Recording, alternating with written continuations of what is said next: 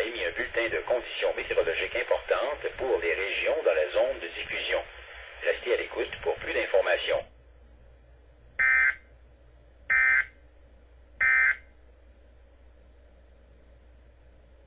Environment Canada has issued a severe weather bulletin for Southern Ontario at 2:10 p.m. Eastern Daylight Time, Monday, April 16th, 2012. A wind warning is issued for City of Toronto, City of Hamilton, Burlington, Oakville, Halton Hills, Milton, Mississauga, Brampton, Caledon,